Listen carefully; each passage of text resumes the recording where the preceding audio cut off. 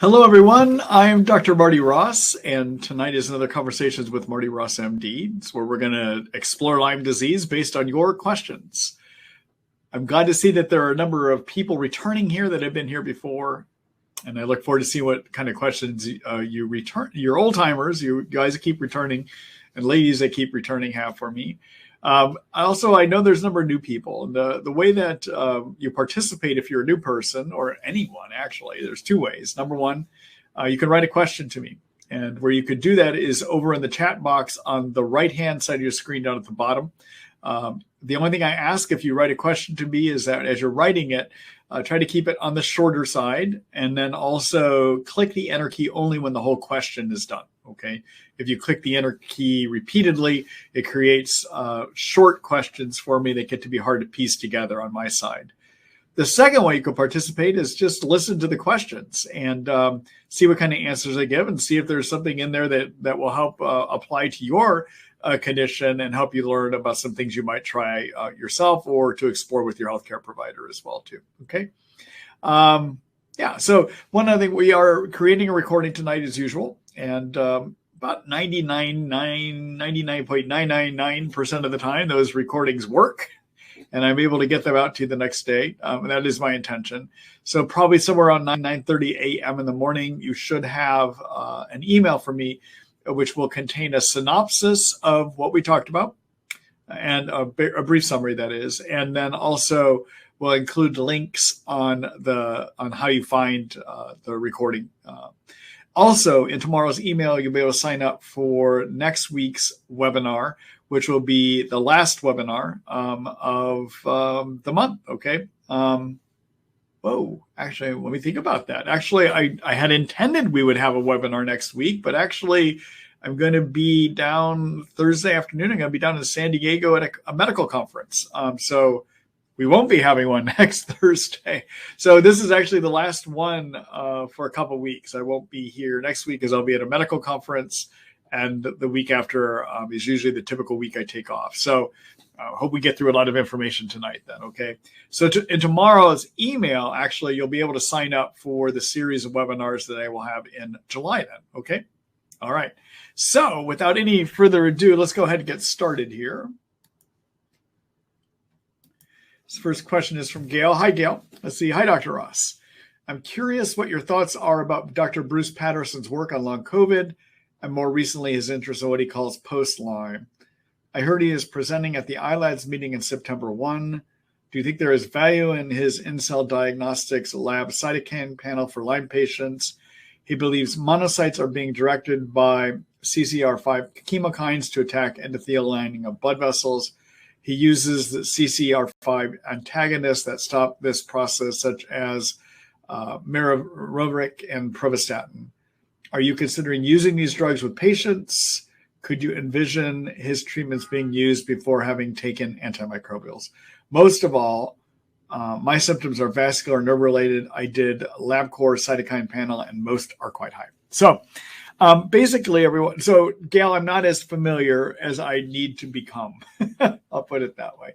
What I am aware of his work is that he's claiming, and I have to look at his science, that there are certain cytokine fingerprints that indicate whether your Lyme is active, whether your COVID is active.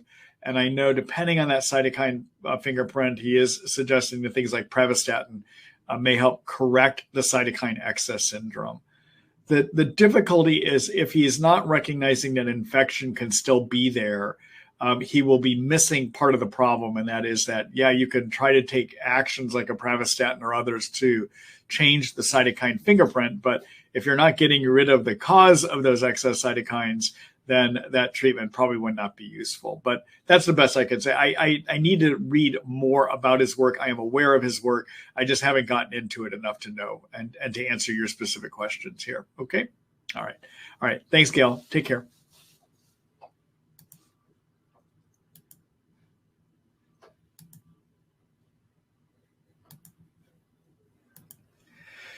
Hello, David. Hi, Dr. Ross. Do I really have to take all of my medications and vitamins 4 hours prior to taking a mold binder? I'm currently taking Wellcall, and the pharmacist and labels state this. Also, can a COVID infection or mold mycotoxin infection reactivate Lyme, Bartonella, or Babesia? Thank you. All right. So in terms of the timing of binders, the pharmacists get very carried away with this. It's not practical. What I do in my practice and what I recommend to my patients, and I don't find that doing, as I'm about ready to say, interferes with other medications, is that you stop any prescriptions or supplements beginning half an hour before you take your binder, but regardless of what that binder is, whether it's a well call, cholestyramine, GI detox, any binder, stop everything, medicines and supplements, 30 minutes before you take it. And 2 hours later, you can resume taking things. I don't agree with this 4-hour window. It just becomes impractical to operate this way too, okay? And then, let's see, can a COVID infection or mold mycotoxin infection reactivate Lyme, Bartonella, or Babesia? So I'm going to clarify your terminology. So COVID is an infection. Mycotoxins, usually when we're talking about Lyme, we're usually more or less talking about mold toxicity. And then in some people with mold toxicity, they have some colonization with mold in their sinus passages that becomes a source that produces those, the mold toxins, okay? But if you get COVID, it is possible, although this hasn't been much of my experience with my patients, but it's possible that as the immune system is fighting COVID, you get some degree of suppression, which then can lead to reactivation of infections that have been under control. There's some theories regarding that for instance, that in long COVID, one of the things may be is that people get reactivated monovirus, for instance, that had been under control by the immune system. The immune system dealing with COVID loses its attention on that SIBO virus and it gets more active. In theory, that could happen with Lyme, Bartonella, and Babesia too. The reality is that is not what I have seen in my practice, okay? And then in terms of reactivating mycotoxins, well, the mycotoxins are there. They're not going to be reactivated. And in terms of mold infection that can sometimes lead to those mycotoxins, I have not seen that get worse in people that have COVID, okay? All right, thanks for that question.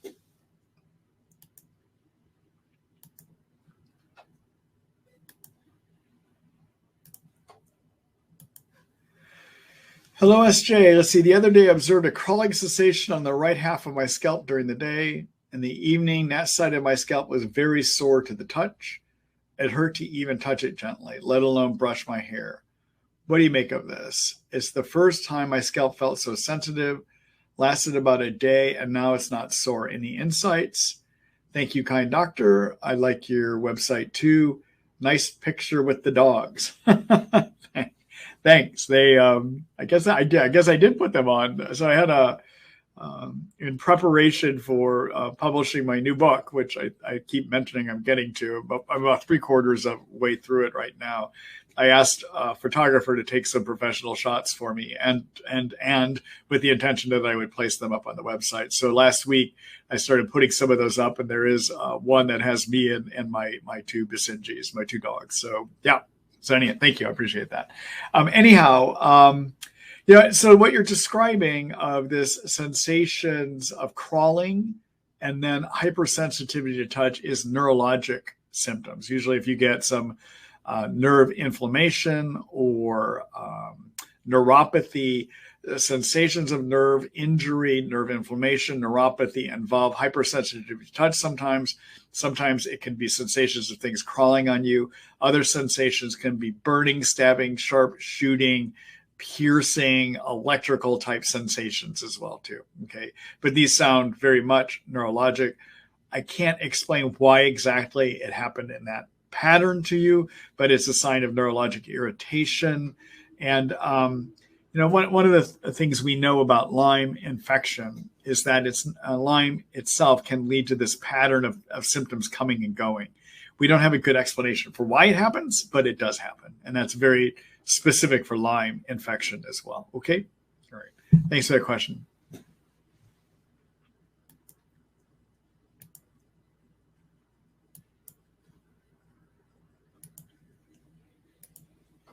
Hello, Lynn. Hi, Dr. Ross. I know some functional medicine doctors are coming up with complementary protocols for treating COVID and long COVID using various herbs, supplements, and low-dose naltrexone. Do you have any suggestions for complementary COVID, long COVID treatment, not instead of the vaccines and antivirals, but in addition to them? If not, when you consider developing a protocol like you have for other infections that affect people with Lyme disease. I read that long COVID is likely to be the #1 pre-existing condition in the country at some point, and so little attention is being paid to it. Many people with Lyme are going to suffer another debilitating long-term illness, and your guidance would be very valuable. So, you raise a good point. I mean, it's something I probably should consider doing. For instance, Dr. Patterson's work, I need to take a look at to see if there's any insights I can glean from that.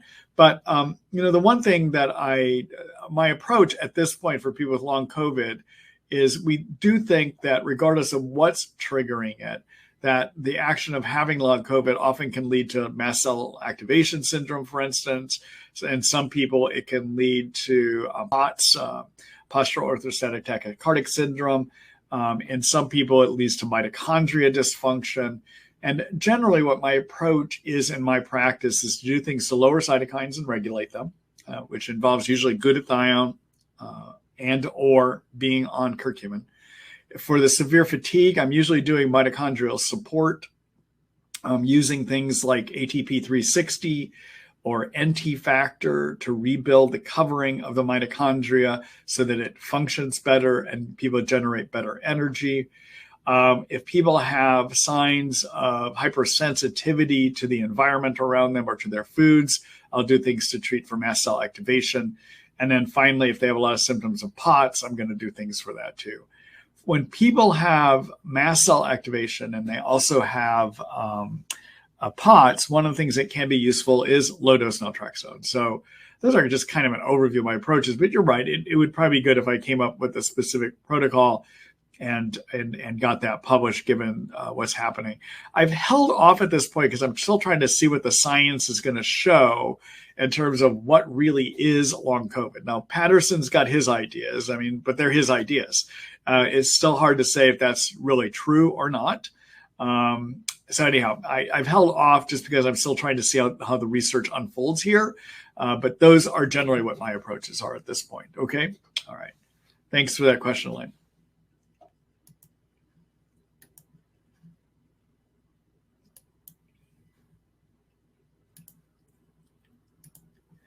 Hello, James. Hi, Dr. Ross. Thanks again for these great webinars. There seems to be some evidence that artemesinin can be neurotoxic. Have you ever had a problem with artemesinin causing neurotoxicity or neurologic problems in your patients? Also, is it okay to take artemesinin and Artemisia annua as part of a parasite cleanse at the same time? So I use artemisinin at really high doses in my patients. So artemisinin, for instance, sometimes I'll do 500 milligrams 3 times a day for 3 days in a row, but then I usually have people stop for 11 days. So I do use at high doses for 3 days in a row. I have not, and I used to use a lot of it. I don't use much anymore, but I've never seen anyone get neurotoxic on it. I'm not saying it can't happen. I don't think it's that common of a thing, actually. In terms of can you do the artemisinin and Artemisia annua, I don't see a reason you couldn't do that. And then the reason that I use a pattern of 11 days off and 3 days on is we know that the liver develops some enzymes that can deactivate artemisinin. And so I use it for short burst and then let the liver's activation go away and then reintroduce it again. It happens to be a way that the Chinese use artemisinin to treat malaria. And it's a pattern, a way of using it that I have found useful. If you're going to do it, I usually recommend starting at 200 milligrams 3 times a day for 3 days in a row, then take 11 off. If you didn't get clobbered too badly, then you go to 300 milligrams 3 times a day for three days in a row and then 11 days off. And if you didn't get clobbered too bad, then to 400 milligrams and then again, eventually up to 500 milligrams. So I try to step people up into that treatment regimen. Okay. All right. Thanks for the question, James.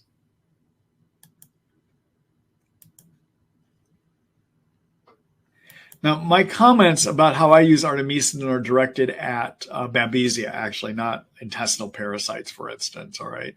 So for more details, what I just said, how I use artemesinin, let me just do a quick screen share here. All right, so this is my new banner image. That's one of the photos that I had taken, and I'm trying to figure out where do I have the one with the dogs. Let's see here.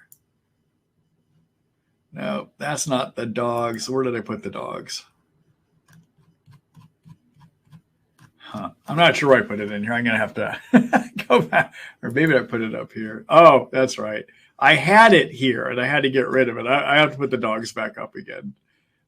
All right, so in terms of the artemesinin, take a look at in this section called infection treatment plans, and take a look at my Babesia treatment guide. So it's called Kills Babesia Brief Guide. And then scan down here to where I describe how to do herbal treatments, including artemesinin. And this is where I lay out that pulsing that I just described to you. Okay.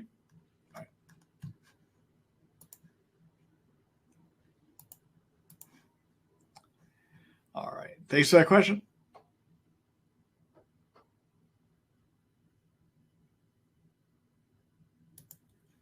All right. Hello, Mark. Let's see. In one of your recent webinars, I recall that you described that the level of mycotoxins need to be a multiple of the normal range to be considered clinically significant. I did look through the notes of the recent videos on YouTube, but could not find a reference to it. A recent Great Plains mycotox profile indicated ochratoxin level of 11.4. The normal range for this lab tops out at 7.5. There is a notation on the report that states the normal range was calculated using the median plus 2 times the standard deviation. I just want to confirm that this level warrants treatment. If there is any specific recommendations, I would appreciate it.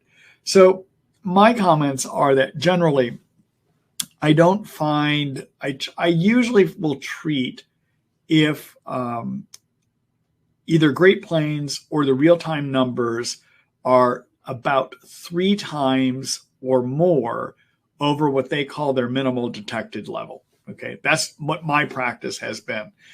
The elevation, specific elevation you have here of 11.4, and their lab saying above 7.5 is normal. So 3 times 7.5 would be 22.5. I would probably treat it as about 22.5. 11.4, I just haven't found much benefit in treating for those kind of levels. Okay. All right. Thanks, Mark.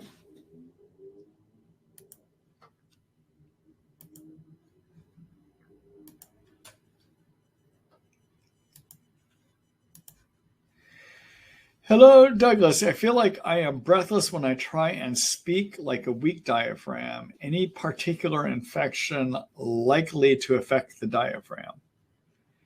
So the diaphragm, which is the big muscle that sits between your lungs, the chest cavity in your lungs, and your abdomen where you have your intestines and all that, is a big muscle, and it has a neurologic supply to it. If it's not working correctly, it can be because of injury to the nerve that's supposed to make it work. That can be seen with both Lyme and in Bartonella as a possibility. Also, just separate from that, there are some people that have air hunger as a sensation, a feeling, a symptom of Bartonella and or Babesia too, okay? Separate from neurologic injury, all right?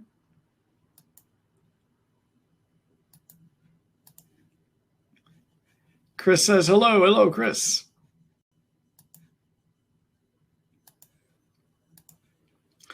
Hello, Ellie. Let's see. I feel like buzzing or vibrating or twitching deep inside running my spine or in the thorax. Any suggestions? So when I see somebody has symptoms of vibrating or buzzing, and it isn't something that anyone looking at you could see, and it's nothing that you could see if you look at yourself in the mirror, for instance. So it's clearly a sensation. I tend to think of that as a Bartonella symptom. And so what I like to do for it is treat Bartonella, kill Bartonella, get it under control, okay? It's a sign of neurologic irritation, unfortunately. Other things you could try for in terms of the sensation to get the sensation under control. So killing Bartonella gets at the cause of it, but while you're waiting for the Bartonella to get knocked down, other things you could do to calm those agitated nerves could involve a couple things. Number one, you could try doing something called L-theanine, or L-theanine, Theanine. Theanine is an amino acid-like substance that's found in green tea. And when you take it in the brain, it gets converted over into a chemical called GABA. And GABA, our brain is full and our nerves are full of GABA receptors. And if you give more GABA to a GABA receptor, it calms agitation down. A way to use L-theanine for something like this would be, it comes as a 100 milligram pill. You might go anywhere from 100 milligrams 3 times a day up to 400 milligrams 3 times a day. Keep in mind, the higher you go, the more chance of sedation that you get with that. Okay. All right. That's one option. Second option that can actually calm agitation in terms of the nervous system down too is to do vitamin levels of lithium, not prescription lithium, but nutrient levels of lithium. And so you could use something called lithium orotate. That's Orotate. And it usually comes as a 5 milligram pill. And you could do 5 milligrams 3 times a day. That sometimes can be something that's useful for it too. Okay. All right. Good luck to you.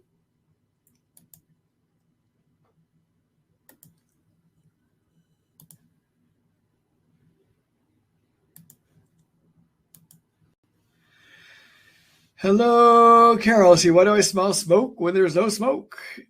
Carol, smelling of smoke that way is a sign of a neurologic irritation of the nose nerves, basically. So it's phantom smells, if you will. Parasomnia is another way that it can be called. Would be a sign of nerve irritation, likely either from Lyme or from Bartonella. And as you get those infections under control, that should take care of it for you. Okay. All right. Thanks for that question.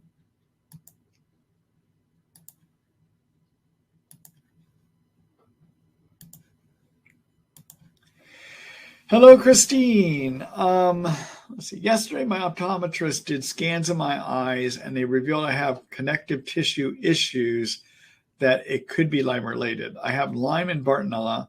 I have heard that glucosamine and chondroitin sulfates can help repair. Is this true? And or what else can I do to stop the progression?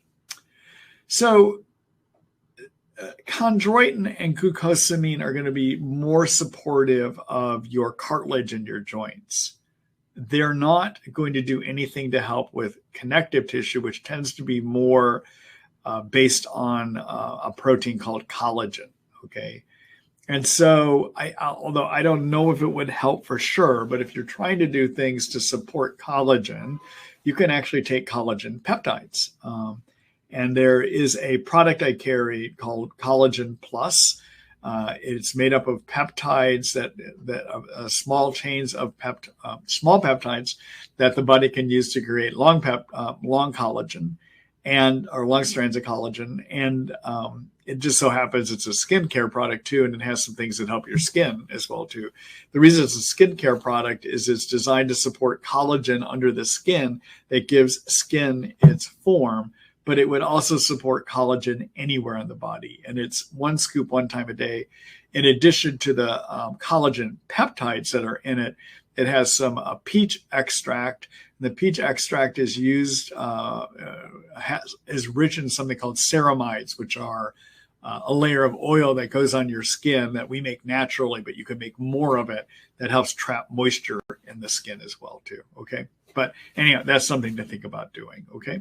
All right. Thanks for your question.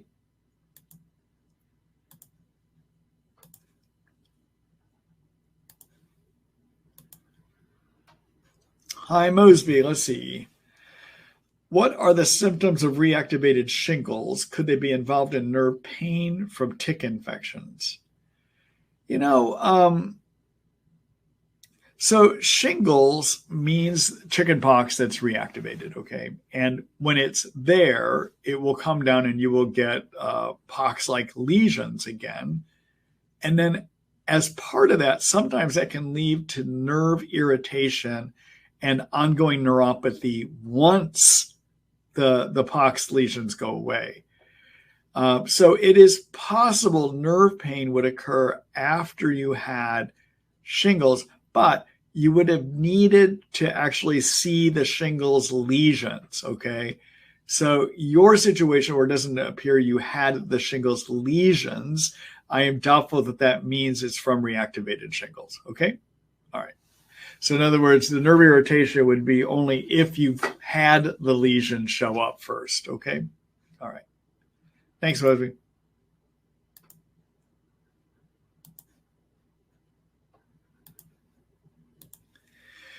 Hello, Kim. Let's see. Hi, Dr. Ross. Thank you for all you do in the Lyme community. You're welcome. Let's see. My daughter has Lyme, Babs, and Bart. She has tried taking cytokine and hootenea for her Bart, but at just 1 drop of each per day, she has herks terribly with severe shoulder, hip, and knee pain. I've switched her to Cryptolepis, and so far at 5 drops per day, her only side effect is fatigue. Do you think Cryptolepis might be able to do the job in helping her Bart along with Babs? We are in Canada, so antibiotics are not an option. Thank you. It's a good question. So, historically in my practice, I have used cytokine and hootenea because those are the main herbs that have been recommended by Buhner, as in the master herbalist, Buhner and Buhner herbs. And when I started adding those in my practices over a decade ago, I found good benefit from them, okay? More recently, we know from research that got published last year out of Johns Hopkins University that Cryptolepis appears to have some ability to kill growing Lyme and persister Lyme, meaning Borrelia. In addition, Cryptolepis has the ability to kill growing and persister Bartonella. And historically, we use it to treat Babesia because it's a good anti-parasitic as well, too. So I've been working with Cryptolepis maybe over the last 6 to 9 months now in my practice. And I find that some of my patients with Bartonella get benefit. I find, however, that people get more benefit out of cytokine and hootenea if they can take them, okay? One thing that you might want to consider doing if you're going to rely on the Cryptolepis, because it seems your daughter can tolerate it better, would be to also add to that a mixture of, would be to add to that either Japanese knotweed, which the Hopkins studies also showed Japanese knotweed is good against growing and persister Bartonella. The thing about Japanese knotweed is it also helps lower cytokines. It's a cytokine lowering herb. And so people tend to be less reactive on it than they are on cytokine hootenea. So keep doing your crypto, and you might consider adding to that Japanese knotweed. And I would start at about 1 drop twice a day. And then I would probably try to gradually increase up to 30 drops twice a day if she can. Okay. Now, the other herb you could consider adding to this, it would be a combination product of liposomal cinnamon, clove, and oregano. And you could do that with the Cryptolepis too.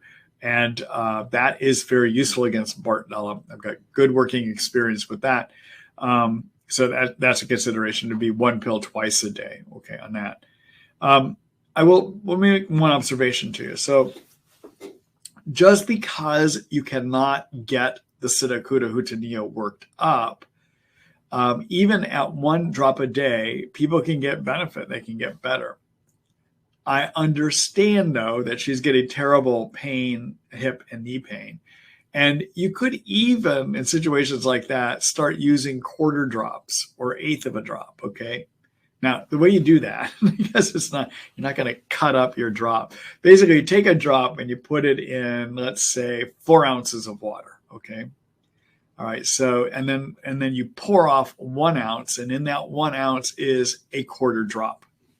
Okay, that's how you kind of do it. You have to just divide up water, put it in water and divide up the water, okay?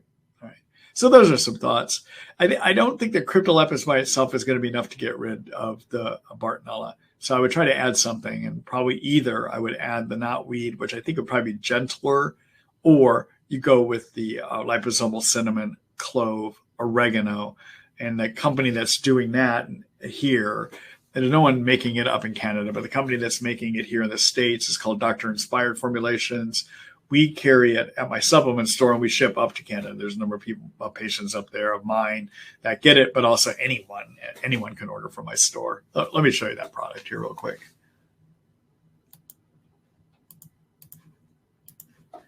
All right, so this is my store, Marty Ross MD Supplements. Anyone can order from here. Okay, this it's mainly used by my patients, but anyone can order from here. And then in terms of the cinnamon, clove, oregano, this is the product right here. It's called Liposomal Cinnamon, Clove, and Oregano Essentials.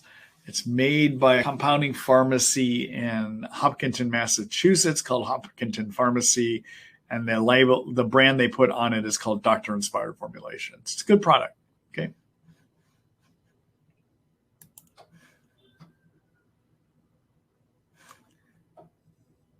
Let's see. There we go. All right. Thanks for that question, Kim. Good luck to your daughter.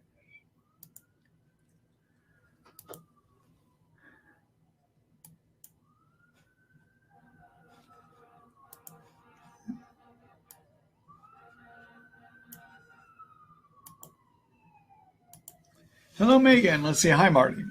What role have you seen SIBO play in preventing or not someone from recovering from Lyme and co-infections? If I have tried all the right things to treat and haven't recovered yet, but had backdrop SIBO really bad, do you think that could be an obstacle to cure? Thanks so much. Yes, it could be. So when you have Lyme disease and tick-borne infections and mold toxicity, the underlying theme, commonality between all of those is every one of those conditions triggers too many cytokines. Cytokines are chemicals made by your white blood cells. They're made to turn on the immune system to fight whatever these conditions are. And if the immune system's not doing a good job, it's going to try harder and harder. It's going to make too many cytokines, okay? So conditions that trigger too many cytokines can cause you to look like you have Lyme still, basically. So when you have too many cytokines, they give you the things that we call Lyme symptoms. They give you too many cytokines, cause fatigue, cognitive thinking problems, cognitive dysfunction. They give you body pain, joint pain. They can cause psychiatric disorders. They can disturb your sleep, suppress the immune system. And the conditions that trigger too many cytokines are Lyme and tick-borne infections, mold toxicity, too many yeast living in your intestines, and small intestine bacteria overgrowth. So yes, the small intestine bacteria overgrowth could be a factor that would lead to an increase in your cytokine pool that would give you symptoms that look like active Lyme. Okay, so it's possible. Yeah. Thanks for the question, Megan. Good luck to you.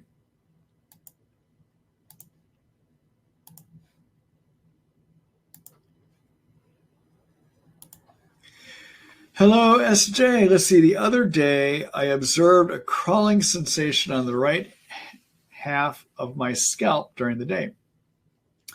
In the evening, that side of my scalp was very sore to the touch.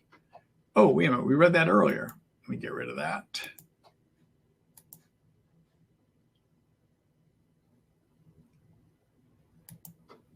All right. Let's see. Hi, Alex. Hello, Dr. Ross. Thank you for these amazing webinars. You're welcome. Let's see. Question. If I unknowingly walk into a mold-infected home building or stay in a hotel that has hidden mold, can the mold spores attach themselves to my clothing and contaminate my home and other personal belongings? In theory, yeah, they can. It doesn't mean it's always going to happen, but yes, it is possible. It is possible. Yeah.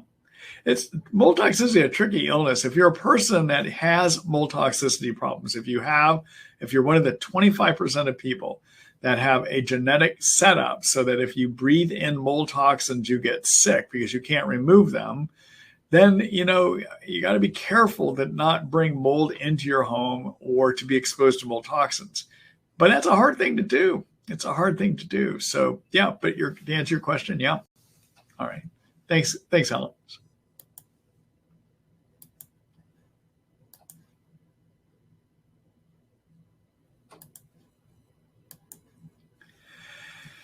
Hello, Linda. Let's see. Are there any telltale signs that distinguish Lyme arthritis from other forms of arthritis? Is localized steroids ever an acceptable option, or is it contraindicated?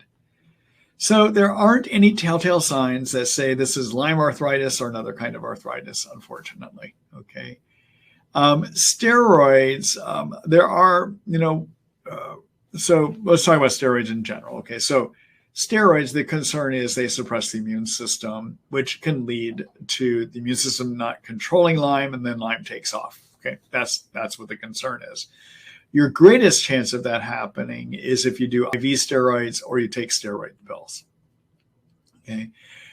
There are other ways that you can take steroids that may not have as dramatic effect on suppressing the immune system. So, for instance, people that have to use steroid nose sprays for their allergies or steroid nose sprays for their asthma, some of those steroids get absorbed into the bloodstream, but most of them stay up in these areas.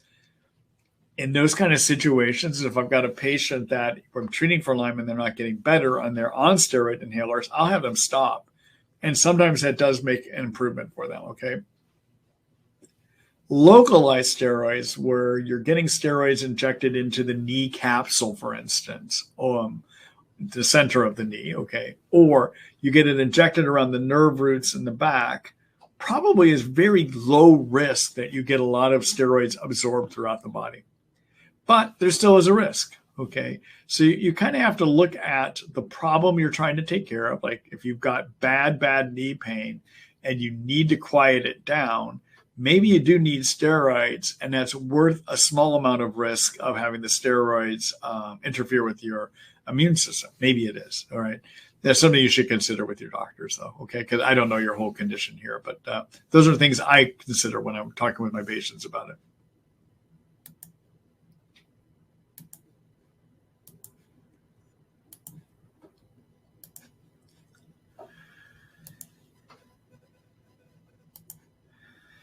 Hello, Karen. Let's see. Hi, Dr. Marty. I was diagnosed with Lyme last year and still feel like I haven't been appropriately treated.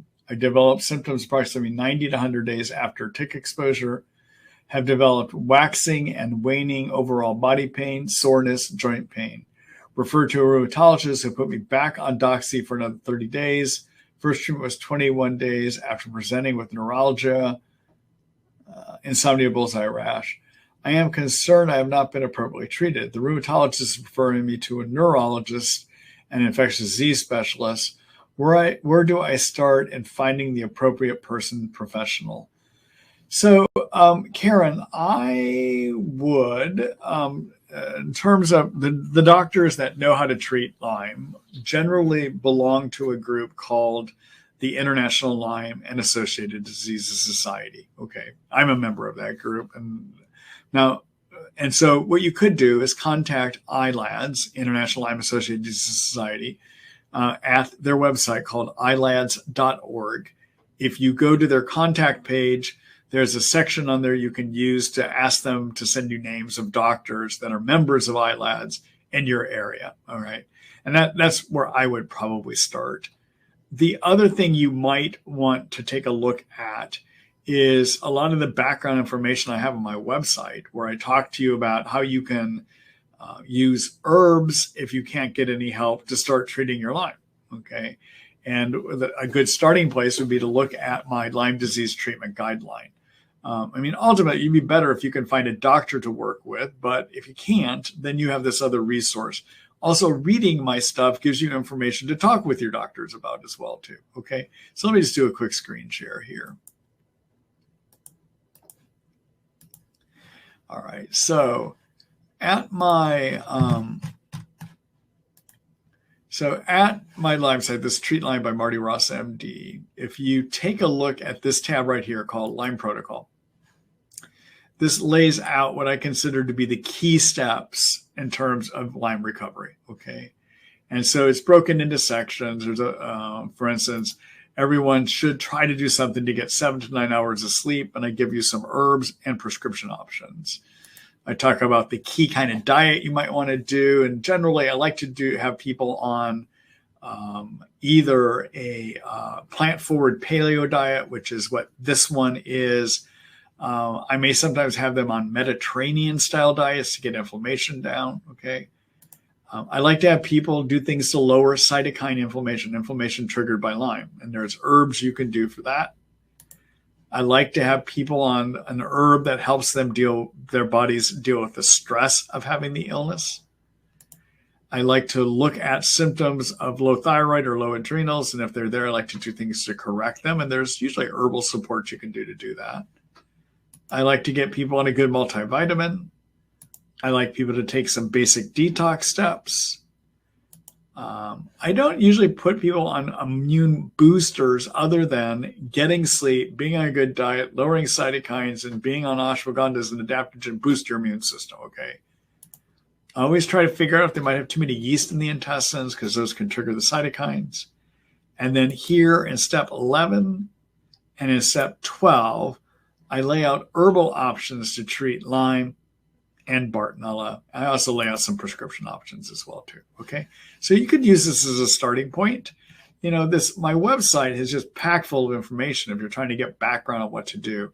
So the big section here is this online treatment guide. All right.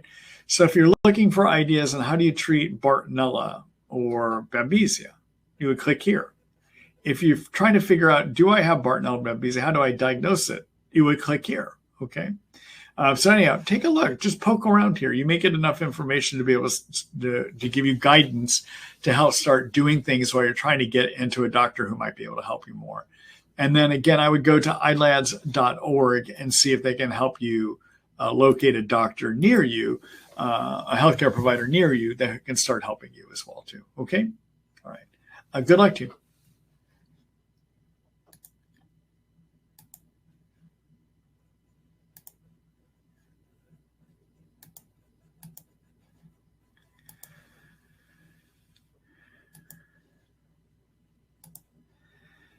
Let's see. Hi, Chris. Let's see. I see you recommend Otoba, bark, and cat's claw, and then later, if that doesn't work, you add biocidin. Is there a reason you just don't start people on all three at once? Could I start taking 5 herbs at once? Otoba, bark, cat's claw, biocidin, cryptolepis, Japanese knotweed. So, you know, the reason in my written information, I start people on a couple things at a time is I generally find it works for most people. Okay, number one. Number two, the more things you add in, the greater chance you're going to get severe Herx reactions. So I try to stay with 2 generally. And number 3, it gets real expensive. All right. So, but to answer your question, could you do an Otoba, a cat's claw, a biocidin, a cryptolepis, and a Japanese knotweed together? Yeah, you could. Do you necessarily need to do that to get well? It's hard to say. I don't know enough about your health, but yeah, I'm not sure if you're the same Chris I know. So I'm not. So my comment is I'm not sure if I know enough about your health. Okay, all right. Good luck to you, Chris.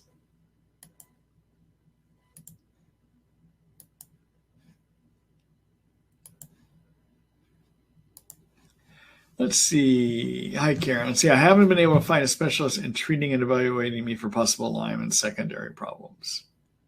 I think that was part of your initial question. I'm not sure if we answered that. I don't know how to respond to that. I think I may have responded earlier. All right.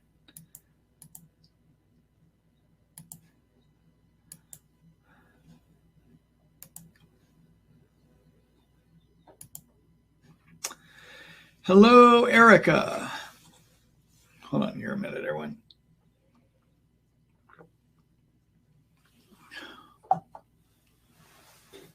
Let's see. Hi, Dr. Ross. I have Hashimoto's, mold, tick-borne relapsing fever, candida, adrenal insufficiency, thyroid TSH of 10.3 now,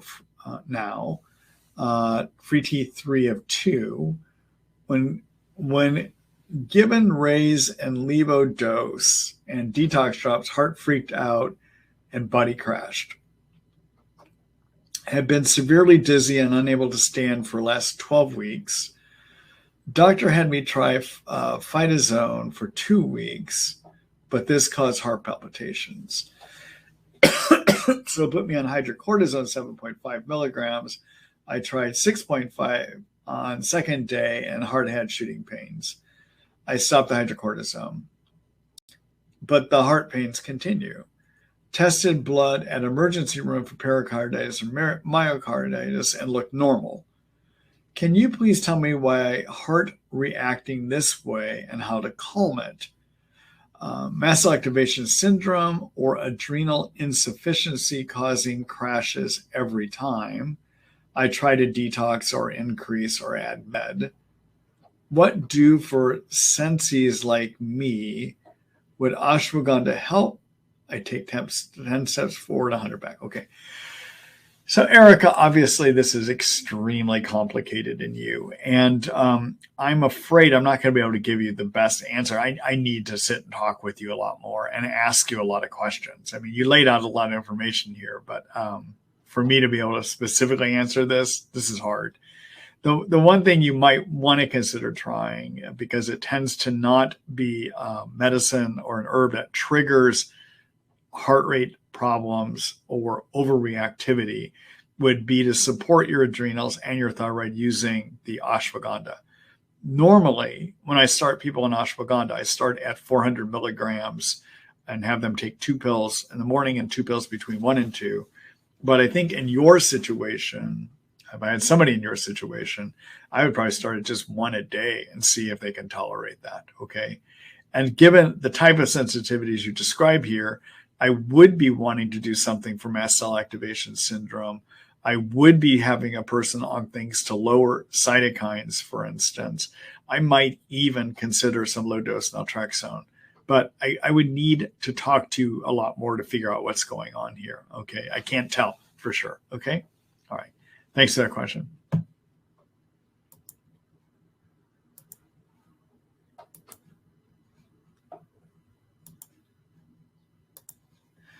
Hello, Laura. Let's see. Hi, Dr. Ross. Lyme has caused hypothyroidism in me and subsequently a high reverse T3. How do you lower reverse T3 in your patients? Good question. All right. So let's talk about what reverse T3 is. So basically, your thyroid gland, which sits here, makes 2 major kinds of thyroid. There's something called T4 thyroid and something called T3. Okay. T4 thyroid is made up of 4 iodine particles, and T3 is made up of 3 iodine particles. That's why you get T4 and T3. About 90% or so of what the thyroid gland makes is T4, and about 10% is T3. All right. Now, the thyroid that your thyroid makes gets into the bloodstream and goes out to the tissues and eventually gets absorbed into your cells. And what is active in your cells is actually T3. And so what's supposed to happen is that T4 is supposed to be converted to T3, okay? But your T4 actually has 2 choices. So T4 can either become T3 or T4 can go and become something called reverse T3, all right? So why would we become reverse T3? Well, the reason you develop reverse T3, there's a theory behind it, is basically our bodies under stress try to go into hibernation. All right. So T4, if your body is sensing, oh boy, I'm under stress, I'm going to hibernate, sleep through this, it's going to basically shunt that T4 over to reverse T3 instead of having it become T3. All right. Then what happens, you start getting lower body temperatures and the rest of your hormonal system stop working correctly, et cetera. The solution is, because you're not getting as much T3 as you need, is to take T3. All right. So when I have a situation like this, I'm predominantly going to work with T3. I might start a person at 5 micrograms twice a day, recheck thyroid levels, including a reverse T3 in about 2 to 3 weeks. If that hasn't helped, then I might go up to 10. And I just basically work up until I get to a situation where the reverse T3 goes back into normal range. Okay. Now, that does not mean you're going to be on T3 thyroid forever. If you can get the body normalized for, say, 3 or 4 months, you might then be able to switch back over to T4. And with the body temperatures being normalized, people will start taking their T4 and converting it into T3 again. Okay. All right. So Good luck to you. Thanks for that question.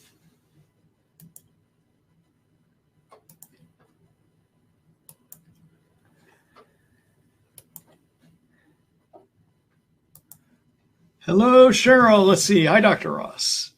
I think you have the best and most informative website I have seen online. Thank you. I put a lot of work into that, so it's nice to hear that. And I keep putting a lot of work into it too, so I appreciate that. My intention with that website is to educate people, and I try to write it in a language I think it's understandable for people that don't have medical doctor backgrounds.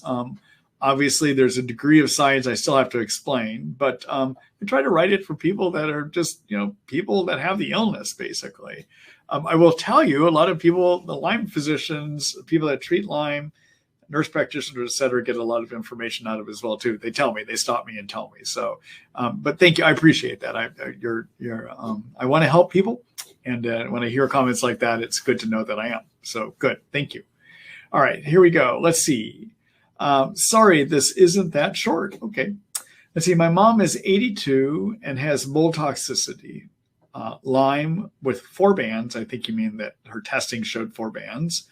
Hypothyroidism, high blood pressure, and very bad short-term memory, which is our main concern and the only issue she is having.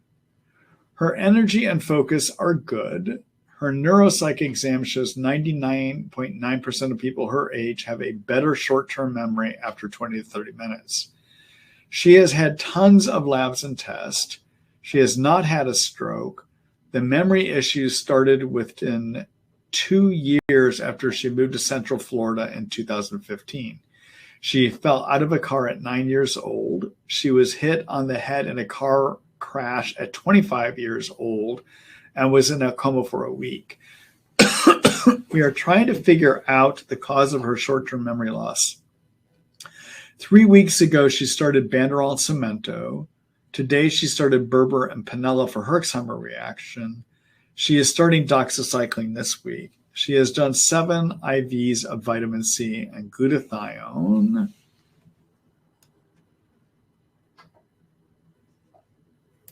Here's part 2.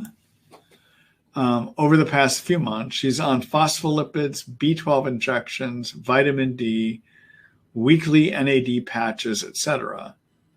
There has been no improvement to her memory. My sister had short-term memory loss in her 30s. When she got Lyme, she got it back after 1 month of Doxy and 6 months of Bactrim. Question 1, she is on cholestyramine for mold toxicity. Her physician has her taking it before bedtime with juice, 2 hours after any meds or supplements. Your website says ideally to eat 30 minutes after taking it. Please explain why there's a discrepancy and if cholestyramine should be eaten with food and why. Question 2. Today I got Cogni's detox from the provider in case she has confusion while on Doxy. What do you recommend for someone with this profile to get their short-term memory back? All right. So, it's clearly a complicated question here. And let me just see, your mom, 82. Okay, so your mom's 82 years old too. And so, so you probably have heard of Dr. Brenneson and his Dementia Protocol, and which is similar to a Lyme protocol. Basically, what you want to do for people of your mom's age that start having memory problems, dementia problems, is to clean up their diet, get toxins out, treat infections that might be causing a problem, and repair injury. I mean, those are the big things that you want to do, okay? And so you're doing all those. In terms of getting the toxins out, I mean, your story of her getting worse when she moved to Central Florida made me immediately think more of a mold toxin issue just because of how wet it can be down there and a lot of buildings with mold in them, okay? The issue with taking cholestyramine is that, again, it's a binder, so it's going to bind to other things, all right? So I tell my people to stop taking any medicines or supplements a half hour before they take the cholestyramine, and then they can resume their medicines and supplements 2 hours later. An ideal time to eat is 30 minutes after your cholestyramine. And the reason for that is when your liver has moved toxins, even if it can't handle and process mold toxins correctly, it still moves them, and it moves them out into the gallbladder where they get stored. Whenever you eat something, the gallbladder squeezes and spits its stuff out, okay? And it spits it out into the bile duct, which then opens up into the small intestines.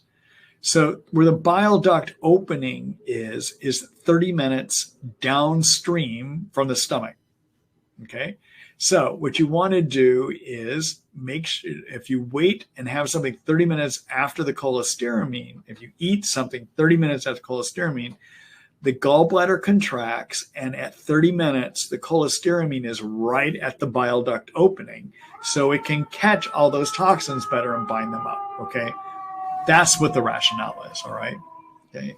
Now, in addition to treating infections, in addition to pulling toxins out, one of the things I find helpful in situations like this is to be on some type of a plant-forward paleo-type diet, okay?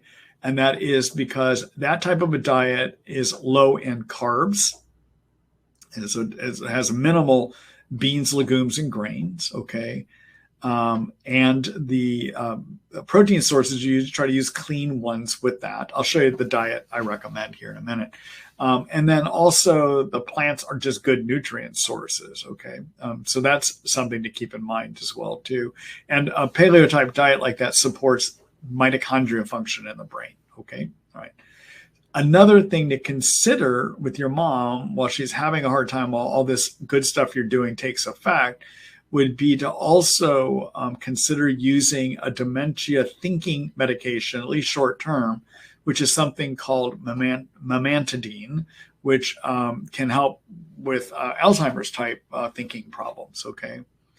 Another thing you could consider adding that can be helpful is lithium, low doses, 5 milligrams 3 times a day, can help with thinking, can help protect the brain from neurotoxins as well, too. And then finally, there is a peptide therapy, a peptide called cerebrolysin, that if you take it can improve injury to the brain and improve thinking. It could, okay? So peptides are, what a peptide is, it's a strand of amino acids. Strands of amino acids that are longer than 50 amino acids we call a protein. Anything less than 50 we call an amino acid or aminopeptide, okay? And there is a peptide made in the brain to repair injury called cerebrolysin.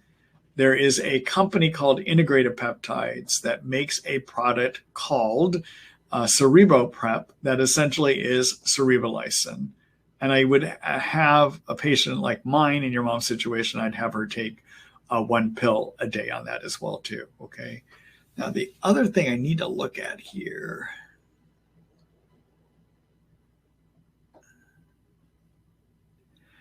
one thing I would suggest, especially if she's got primarily cognitive issues, Lyme can give thinking problems, but also Bartonella can too.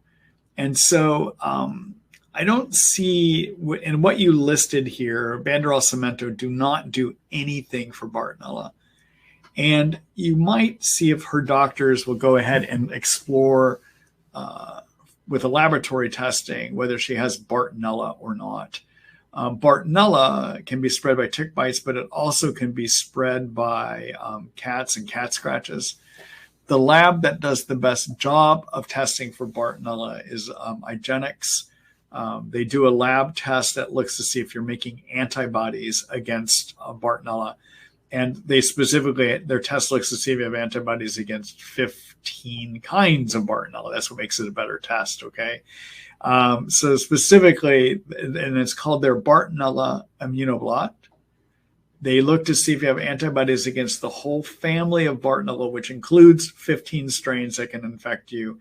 And in addition, they can break out 4 of those strains. So let's say the antibody family test comes back positive, but the 4 specific strains are negative. It means she's got one of the other 11. Okay. So you might consider exploring that. So So in a situation like this, I think they're covering some good bases. They're following a Berenson type protocol, a Bredesen type protocol. I think Bredesen starts with a B. But other thoughts again, a paleo type, plant forward type diet, possibly add in cerebrolysine. I would consider lithium, 5 milligrams lithium orotate 3 times a day. It can sometimes help with thinking.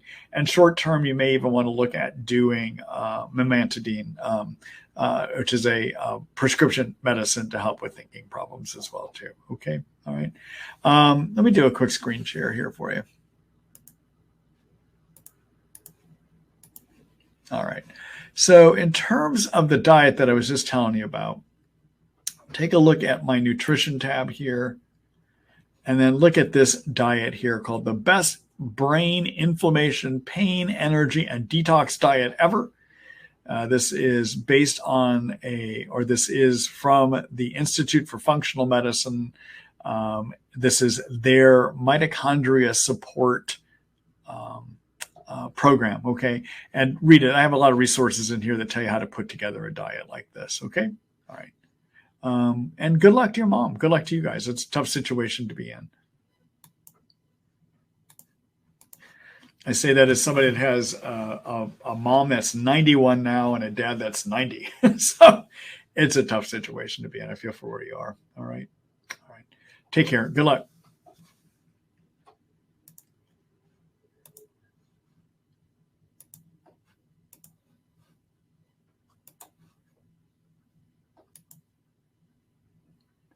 I know there's one other thing I wanted to show you too. All right, so peptides, if you're looking for more information about peptides, I do have an article I put together about peptides. It's this one called Repair and Restore with Peptides, okay? And in here I do mention the cerebrolysine. And then if you're looking for a source for those, there's mainly one company making these in a pill form, and that is called Integrated Peptides. Actually, you could look here. Go under my supplements tab here, look at by manufacturer and this company called Integrated Peptides down here.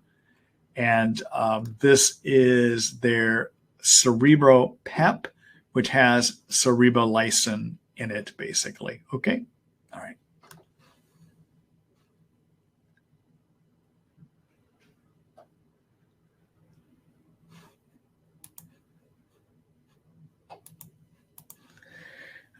Let's see here.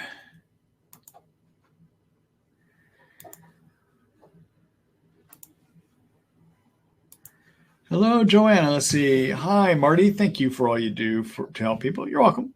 I am wondering if ATP fuel is contraindicated with all antimicrobials or just with Malarone.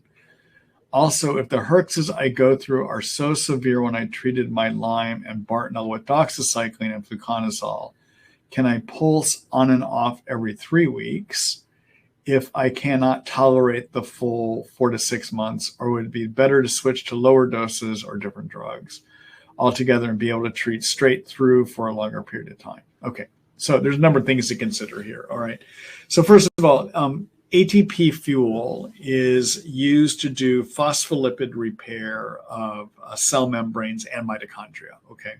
So the main component of ATP fuel is a proprietary mix of phospholipid fats that repair nerve cell membranes, any cell membrane, and mitochondria membrane. And what's in there for the phospholipid is called NT factor. Okay.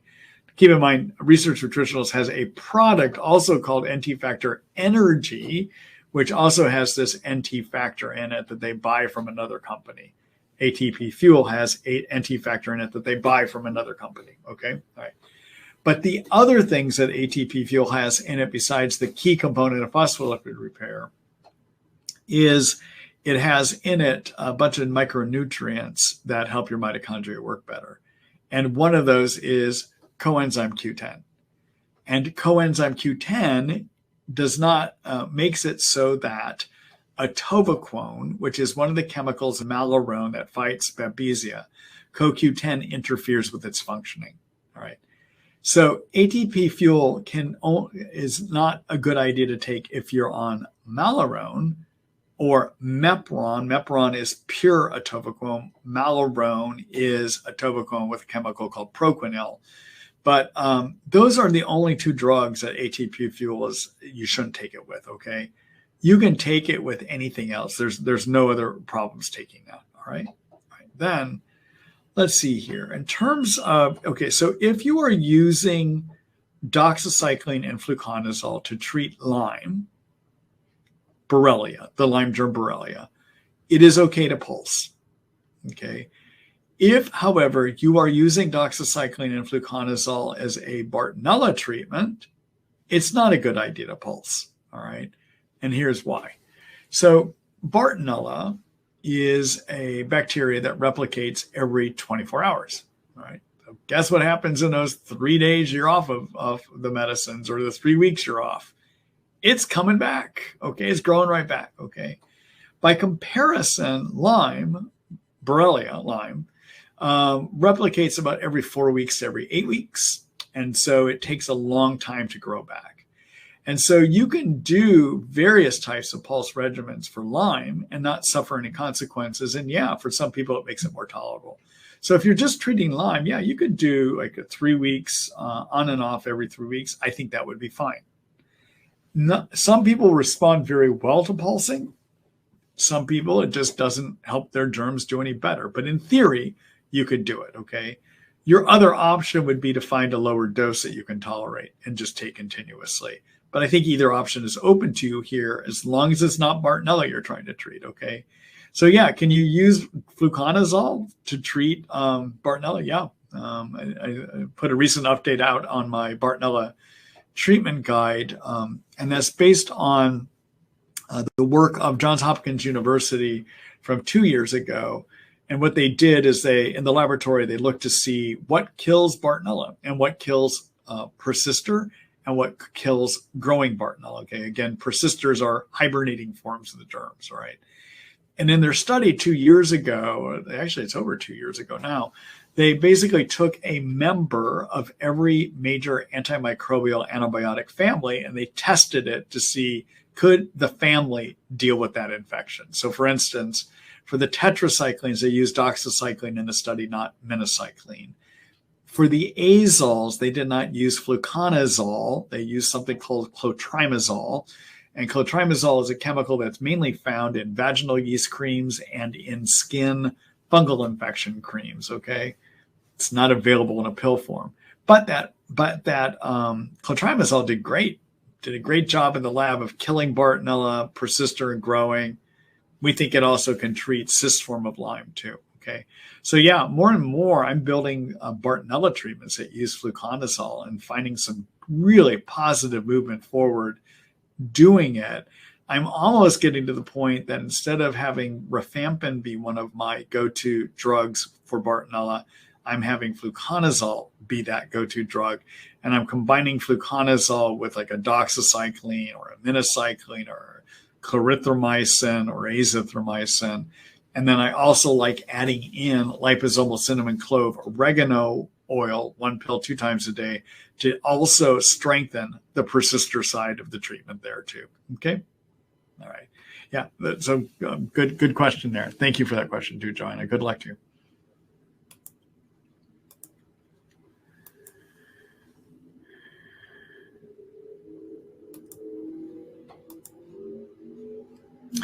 Hello, Cheryl. Hi, Dr. Ross. Thank you for the most informative website I've seen on Lyme. You're welcome. Let's see. What do you feel is the best way to treat severe short-term memory loss? Oh, I think we just went through that. I think we talked earlier about your mom. Yeah, this is your mom. All right, let me see. I think you're asking a different twist on this here. Let's see. Thank you for the most. What do you feel is the best way to treat severe short-term memory loss for an 82-year-old along with Lyme? Ochratoxin A at 8.55, mycophenolic acid 81.3, MTHFR, hypothyroidism, and high blood pressure. Her energy and focus are good. Her neuropsych exam shows 99 point. Let's see. She was cognitive fine until 5 years ago. Today, and I think you mentioned here I think I answered this whole question earlier. All right. This is not a different spin on it. It's the same question. I answered that earlier. All right. Sorry about reading it again, everyone.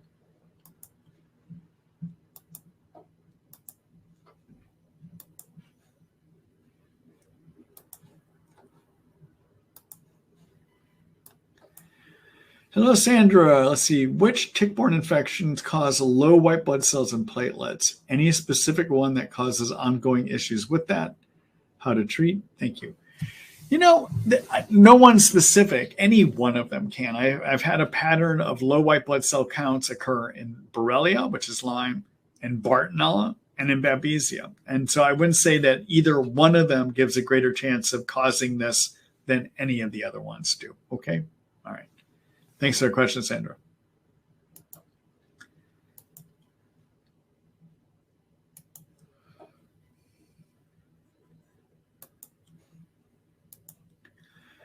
Hello, Chris. Let's see. Some alternative docs recommend Lyme treatment consisting of lots of ozone and vitamin IVs.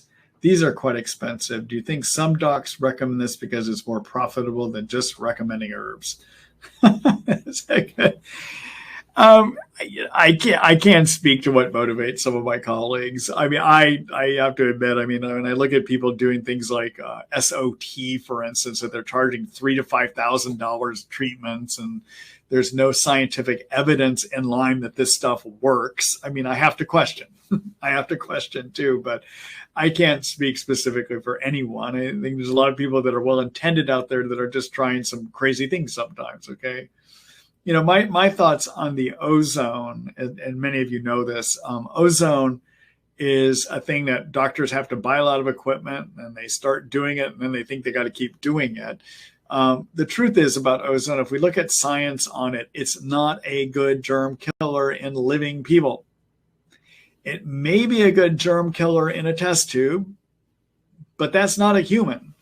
The issue with a human in ozone is when we get ozone into our bloodstream to start killing germs, it gets neutralized by all the antioxidants that are in there. So how do I know that? Well, there's been experiments done looking at putting germs in a test tube, putting ozone in, and it kills the germs.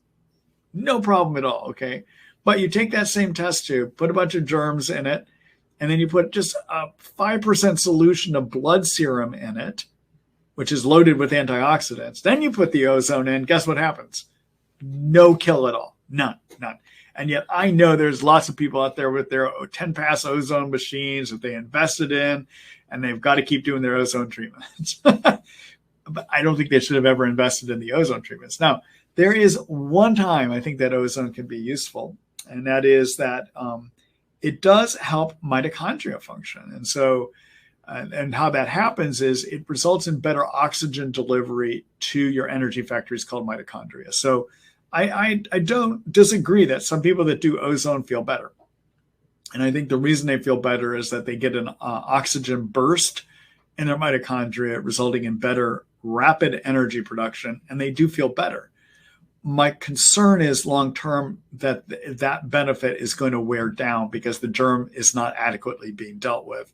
And number two, my concern with that is you're getting, over time, you can get oxidative damage that happens from being on this kind of an oxidation agent. Okay. So, I mean, anyhow, those are my thoughts. I mean, the current one is all these doctors doing SOT. Maybe I'll be proved wrong on that, but gosh, there just isn't any science that supports this. And there's tons of issues as to why it should not work. And so I'm very concerned of the amount of people that people are paying for something that really, anyhow, I'll leave my comments at that. All right. Thanks for our comment, Chris.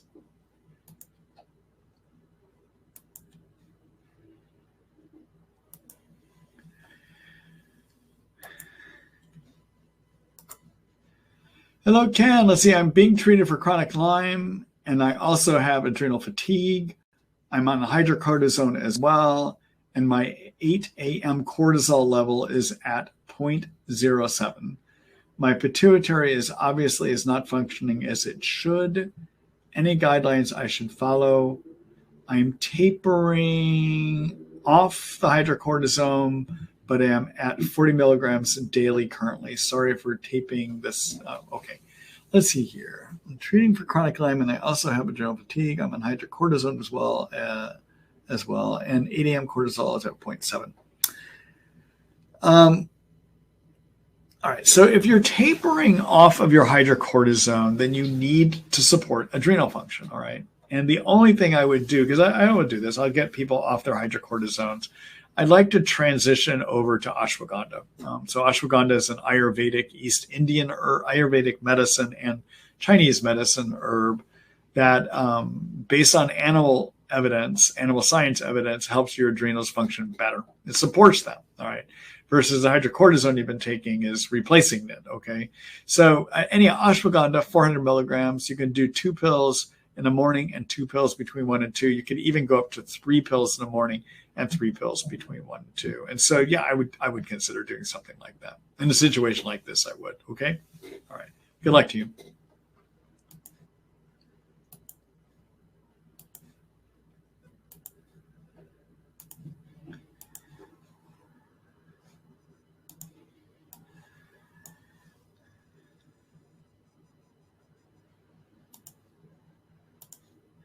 All right, let's see here.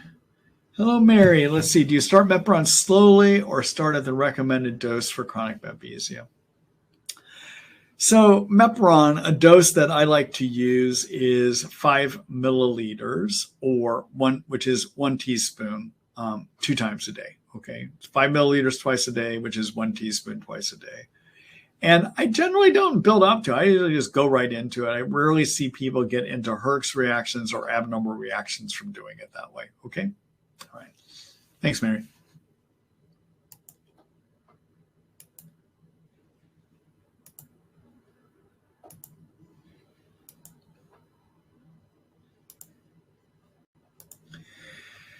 Hello, Chris. Let's see. I see you recommend Otoba bark, cat's claw. Oh, we already answered that earlier.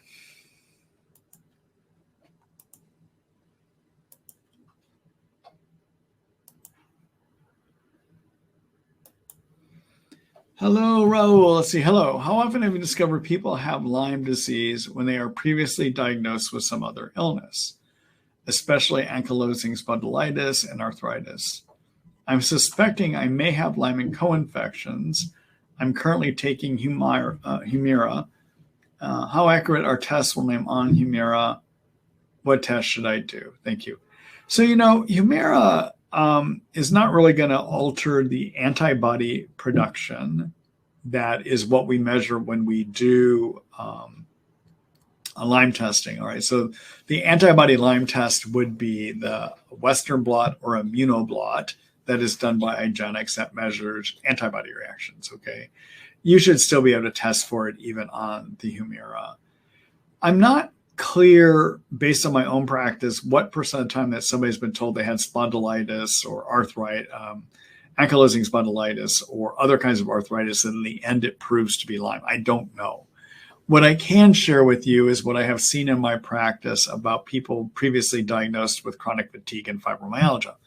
So, and this is based on my own practice experience. So how I got into managing Lyme disease was I got into it from managing, having a practice that predominantly focused on people with chronic fatigue syndrome and fibromyalgia. And I got into that because in 2000, I went into private practice after having been a medical director of a clinic system here in King County. That and in that clinic, we had put in place an alternative medicine clinic where family doctors worked alongside with naturopathic physicians and acupuncturists, massage therapists, chiropractic. And as I was working in that situation, I finally decided I want to do it.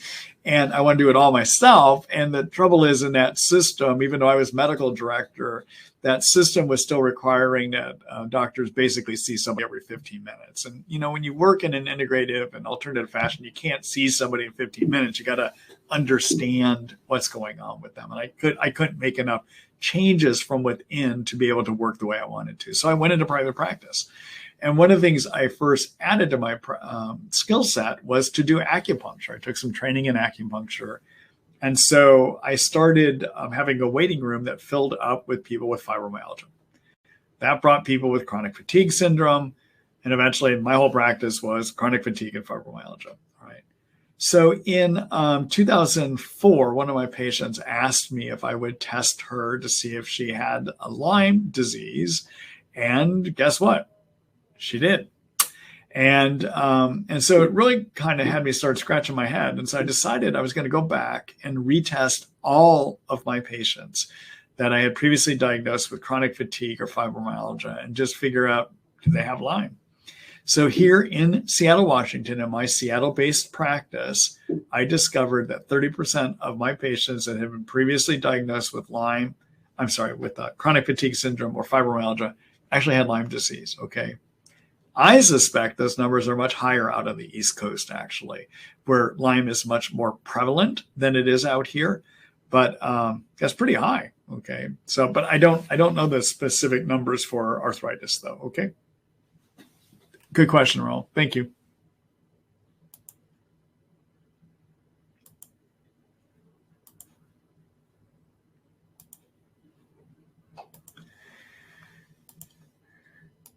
Hello, Flickering. Let's see. Thank you so much for these webinars, Dr. Ross. You're welcome. Normally, I don't feel crawling sensations, but do get aching in my joints. When I take THC, I get really achy in my joints and have an agitated crawling sensation under my skin. Any insights? Is there a reason that THC would allow me to feel things in my body that otherwise would be less conscious of? Gosh, I don't know. I'm not sure why that's happening. I mean, if anything, THC generally helps calm agitated nerves and generally can help with pain. So I'm not clear why you're getting this kind of almost paradoxical reaction there. And if you've participated, and I know you've been in my webinars before, so you may have heard what I'm just about ready to say, but there's a Marty Ross MD rule in medicine, or rule of medicine. Okay. And this is my rule. My rule is anything can happen to anyone with anything. All right. So there's the typical stuff that happens to people, the common side effects, the common benefits. And then there's just the crazy stuff that happens sometimes. And you can't figure out where it's coming from, but it's clearly some reaction to that medicine. Okay. And that's my rule of thumb. Anything can happen to anyone with anything. Okay. So I don't know why it's happening though. Okay. Good luck to you, Flickering.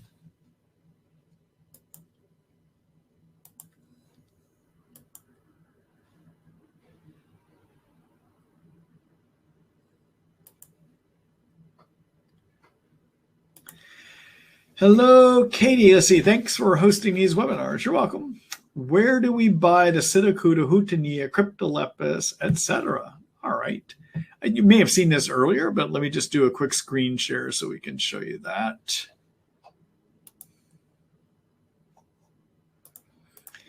All right. So as many of you know, I have a supplement store, and this is an online store. It's at treatlyme.com. It's called Marty Ross MD Supplements. Anything that I generally recommend in these webinars or to my patients, you can find here. It's an occasional thing you can't, but most of the things I recommend here. If you're looking then for what the products are, you could either write, for instance, Otoba. You can write Otoba up here, and you'll see which Otoba products I carry, okay? Or you could take a look at my big mega menu here, and if you're looking for herbs that are found in Buhner herbs like Cryptolepis or Otoba, you can find it by clicking there. Herbs that are in my Lyme support protocol, you can look at and you can find here, including Cytokine, Hutania, Cat's Claw, Otoba. In terms of the company that I'm using more extensively these days for my herbal antibiotics, take a look at this by manufacturer area, Montana Pharmacy. And I carry many of their herbal antibiotic products. They're a good company. I've been pleased with the results and the quality of their herbs. So anyhow, this is where you can buy things. Keep in mind, if your order is $50 or more, I don't charge sales tax. I'm sorry, I don't charge for shipping. If your order is at least $50 or more and you're shipping to the US, and I cover all your sales taxes. That's my way of keeping your costs down. Everything I sell here, I sell at the lowest amount allowed by the manufacturer. I know some of you wonder why am I charging $150 for the BPC 157 peptide? Well, the reason is because they won't let me charge anything less, okay? If you find somebody charging less, it means they're violating the company's policies, and they do go and shut them down. All right. So the only thing I can do to make this more affordable for you then is to pick up your shipping and to pay your taxes. And so that's why I do those policies, okay? All right. So anyhow, this is the place you can do that.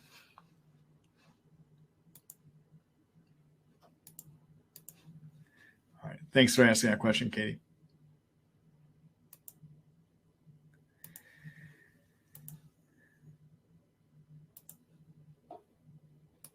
Hello, Pia. Let's see. Wow. Carol asked a question that I had never heard of it before. Thank you both. And thank you, Dr. Ross, for your tireless work for all of us. Hi from Denmark. Well, hello, Pia. Glad you're here. It's a little bit late over there right now, but I'm glad you're here.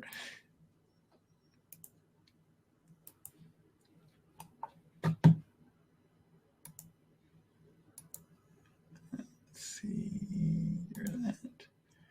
All right, let's see. Hello, Cheryl again. Let's see. Why do you recommend ashwagandha over iodine for thyroid support? Good question. So ashwagandha basically energetically and biochemically supports adrenal function, okay? Iodine is one of a number of nutrients that helps your thyroid work better, but it has a very narrow window. And in fact, if you wind up taking too much iodine, it suppresses thyroid function. And so you don't want to get over about 150 micrograms a day in iodine, because if you do, you can actually start suppressing thyroid function. So I think ashwagandha I'd like because I think it's safer.